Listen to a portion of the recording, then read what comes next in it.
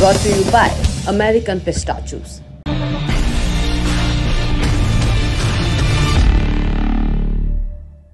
मणिपुर में हिंसा थमने का नाम नहीं ले रही है। राज्य और केंद्र सरकार के शांति के तमाम दावे फेल होते नजर आ रहे हैं। बीते रोज 14 जून को हमलावरों ने पश्चिमी इम्फाल के लामफेल इलाके में स्थित उद्योग मंत्री नेमचा किपगेन का घर जला दिया। कांग पोकपी से विधायक किंगपेन कुकी समुदाय से हैं और राज्य की एकमात्र महिला मंत्री हैं। घटना 14 जून की शाम 6:30 बजे की है। आगजनी के वक्त वो घर पर नहीं थी। स्थानीय रिपोर्ट्स के मुताबिक घटना के बाद सुरक्षा बल पहुंचे और जांच शुरू कर दी। इससे पहले 13 जून की रात को भी हिंसा की खबरें आई थी। इम्फाल से सटे खमेनलोक इलाके के एक गांव में हथियारबंद भीड़ ने हमला कर दिया और गोलीबारी में 9 लोगों की मौत हो गई। करीब 10 लोग गंभीर रूप से घायल हो गए। घायलों को अस्पताल में भर्ती कराया गया। इसमें से बहुत से लोग आईसीयू में हैं। मणिपुर में ताज़ा हालात क्या हैं, ये जानने के लिए ग्राउंड पर मौजूद पत्रकारों से बात करिए। इसमें लल्लन टॉप के हमारे साथी सिद्धांत मोहन भी शामिल हैं, जो एक बार फिर से मणिपुर पहुंच चुके हैं। इम्फाल में जो स्थिति है, इम्फाल ही क्या पूरे मणिपुर में स्थिति जो है, ये सबको लग रहा था कि अमित शाह की विजिट के बाद चीजें सुधर जाएंगी। ऐसा हो तो नहीं रहा है। ठीक है, मैतेई और कुकी समुदाय दोनों ही एक दूसरे को लेकर एक दूसरे के खून के प्यासे इस समय हो चुके हैं।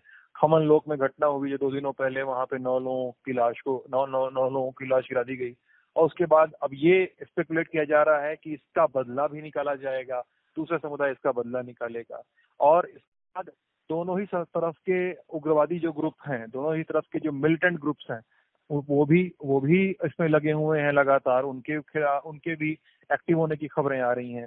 साथ ही इसके बाद अब ये बार बार जिक्र हो रहा है कि मोडस ऑपरेंडी लोग क्या फॉलो कर रहे हैं। तो मेरे सूत्रों ने जो बताया है कि सबसे आगे महिलाएं आती हैं, वो सिक्योरिटी फोर्सेस का रास्ता रोकती हैं और क्योंकि वो निहत्थी होती हैं, लेकिन इतनी लार्ज संख्या में आती हैं, सिक्योरिटी फोर्सेस कुछ कर नहीं पाते हैं और उनके पीछे फिर आते हैं युवा और लड़के और वो बुलडोजर और आग का सामान वगैरह लेकर, कुछ में हथियार भी होते हैं, वो लेकर आते हैं। वो घरों को जलाना, तोड़ना और आग लगाना शुरू कर देते हैं, बुलडोजर चलाना शुरू कर देते हैं। इसमें महिलाओं काल में ये काम किया जा रहा है। मणिपुर में ये भी इस तरह की घटनाएं भी सामने आ रही हैं।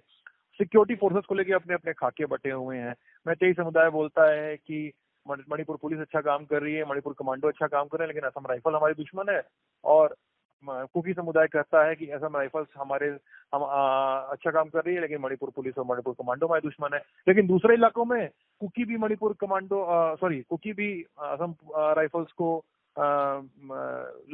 उलाहना देते हैं और मैतेई भी उलाहना देते हैं। तो सिक्योरिटी फोर्सेस इसके बहुत ज्यादा फंसी हुई है इंदिरा जी, और ये अभी की स्थिति है जिसमें कहीं से भी शांति आती हुई मणिपुर में नहीं दिख रही है। कल शाम को ये एक मणिपुर से फ्रेश इंसिडेंट निकला था, जहां पे एक मिनिस्टर का घर नेमचा किपगेन, उनका घर जला दिया गया था अननोन मिस्क्रेंट्स से। वहाँ पे जाके और जो आर्मेड फोर्सेस है और जो सिक्योरिटी डिप्लॉयमेंट और फायर टीम है, वहाँ पे जाके फायर एक्सटिंग्विश करने के लिए, फायर बुझाने के लिए वहाँ पे काफ़ी वो लोग सफलता हुआ। पर आज भी एक जगह न्यू चेकन जो जगह है मणिपुर इम्फाल का जो डिस्ट्रिक्ट निकल के आता है, वहाँ पे फ्रेश इंसिडेंट निकला था, जहाँ पे 2 घर जलने का इंसिडेंट निकल के आया। उसके बाद जो वुमेन्स बॉडीज है, वुमेन लोकेलिटी का वुमेन है, वो लोग निकल के आके प्रोटेस्ट नहीं हुआ, पे गैदरिंग हुआ था। गैदरिंग होने के बाद जब घर जल रहा था, आर्मेड फोर्सेस आके वहाँ पे देखने के लिए, सिक्योरिटी मेंटेन करने के लिए वो लोग जब एंटर करने के लिए कोशिश किया है जो लोकेलिटी में, तब जो लोकेलिटी का वुमेन है वो लोग वहाँ पे आर्मेड फोर्सेस को वहाँ पे रुका दिया, उन लोग को एंट्री करने नहीं दिया। एक हीटेड आर्ग्यूमेंट चल रहा था उन दोनों के बीच में। जो आर्मेड फोर्सेस है, जो वुमेन है लोकेलिटी का, उन दोनों का बीच में एक हीटेड आर्ग्यूमेंट हुआ। उससे जो RAF है, RAF को वहाँ पे डिप्लॉय करने के लिए भेजा गया और उसके बाद ही टीयर गैस सेल, क्योंकि जो मॉब था वहाँ पे जो वुमेन गैदरिंग हुआ था, मॉब को डिस्पर्स करने के लिए RAF को डिप्लॉय वहाँ पे डिप्लॉय किया गया है और उसके बाद टीयर गैस सेल वहाँ पे लॉन्च करना पड़ा और काफ़ी वहाँ पे हाथापाई हुआ। हाथापाई होने से एक वुमेन का थोड़ा इंजरी भी निकल के आया है, उसको तुरंत ही जो नियर बाय हॉस्पिटल वहाँ पे शिफ्ट किया गया है और आज ऐसा निकल कर है कि 15 बॉडीज़ जो यूनाइटेड नेशंस को एक चिट्ठी लिखा गया है, जहां पे मणिपुर का लॉ एंड ऑर्डर जो ह्यूमन राइट्स इश्यूज चल रहे हैं उसके ऊपर 15 ऑर्गेनाइजेशन ने UN को एक चिट्ठी लिखा है। आपने सुना, सूबे में भयंकर तनाव है, पॉलिटिक्स है। कानून और व्यवस्था को बनाए रखने के लिए सुरक्षाकर्मी लगातार प्रभावित इलाकों में गश्त भी कर रहे हैं। सोशल मीडिया पर अफवाहें और भड़काऊ मैसेज ना फैलें, इसके लिए राज्य सरकार ने 20 जून तक राज्य में इंटरनेट और मोबाइल सेवाएं बंद कर दी हैं। वहीं दूसरी तरफ कांग्रेस पार्टी, इसने मणिपुर के हालात को लेकर नरेंद्र मोदी सरकार पर हमला बोला। कांग्रेस अध्यक्ष मल्लिकार्जुन खड़गे ने बीते रोज 14 जून को पूछा था, डबल इंजन वाली बीजेपी सरकार मणिपुर में सामान्य स्थिति बहाल कर पाने में विफल क्यों रही है? क्या इसलिए कि भाजपा अपने सस्ते राजनीतिक लाभ के लिए जातीय समूहों के बीच दरार को बढ़ाना चाहती है? खड़गे प्रधानमंत्री मोदी पर हमला बोलते हुए कह रहे थे कि लगातार हो रही हिंसा पर प्रधानमंत्री मूक दर्शक क्यों बने हैं? प्रधानमंत्री ने राजनीतिक समाधान के लिए सर्वदलीय बैठक क्यों नहीं बुलाई? प्रधानमंत्री के चुप रहने को केवल कांग्रेस नहीं हाईलाइट कर रही, यही बात उस शांति समिति के लोग भी बोल रहे हैं जिसे केंद्र सरकार ने ही बनाया। थिएटर एक्टिविस्ट रतन थियम ने पीस पैनल को छोड़ दिया है और ये कहते हुए छोड़ा कि राज्य में इतनी बुरी हिंसा हो रही है और प्रधानमंत्री चुप हैं। उनका मानना है कि समिति इस मसले को सुलझाने में बहुत कुछ नहीं कर पाएगी। दरअसल 10 जून को गृह मंत्रालय ने शांति समिति का गठन किया था। राज्य की गवर्नर अनसुईया उइके के नेतृत्व वाली इस समिति में कुल 51 सदस्य हैं। मुख्यमंत्री N बीरेन सिंह भी इस समिति का हिस्सा हैं और बीरेन सिंह का नाम सामने आने के बाद से ही कुकी समुदाय ने इससे दूरी बना ली थी।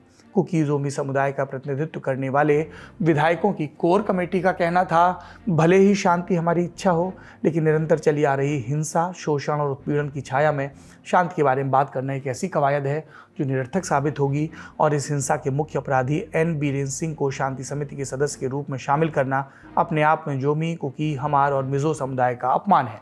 इसलिए कोई भी नागरिक समाज, संगठन या ट्राइबल यूनिट शांति समिति में भाग नहीं लेगी। हमने ये समझ लिया, दो समुदायों के बीच चले आ रहे तनाव का नतीजा है कि घड़ी घड़ी हिंसा भड़क रही है। लेकिन क्या कारण है कि आर्म्ड फोर्सेस और इंटेलिजेंस से लैस राज्य हिंसा को अब तक रोक नहीं पा रहा? इसका एक मुमकिन जवाब हमें मिल सकता है इंडियन एक्सप्रेस अखबार के पत्रकार दीप्तिमान तिवारी के लेख में। क्या कारण है? दीप्तिमान लिखते हैं कि इस तनाव को निपटाना सिक्योरिटी फोर्सेस के लिए बड़ी चुनौती है। यूनिफाइड कमांड नहीं दिया जा सकता क्योंकि मसला बहुत जटिल है। एक सीनियर अफसर ने उन्हें बताया कि ज़्यादातर घटनाओं में महिलाएं और बच्चे पहली सफ में खड़े कर दिए जा रहे हैं और सुरक्षा बल उन पर लाठीचार्ज नहीं कर सकते। जब तक उन्हें हटाया जाता है, हमला हो चुका होता है। सुरक्षा बलों पर जनता का भरोसा टूट गया है। हालात ऐसे कि लोग सिक्योरिटी फोर्सेस की गाड़ियां रुकवा लेते हैं, ID कार्ड मांगते हैं। एक और ज़रूरी बात यह है कि लोकल पुलिस भी बटी हुई है। सीनियर अफसर के बकौल मैतेई पुलिसकर्मी और कुकी पुलिसकर्मी अपने समुदाय के लिए सहानुभूति रखते हैं। नतीजतन जब भी कोई बलवा होता है तो सूचनाएं देरी से पहुंचती हैं। अफसर ने यह भी आशंका जताई कि लोगों को हथियार म्यांमार से मिल रहे हैं, हालांकि इसकी पुख्ता पुष्टि नहीं की गई है।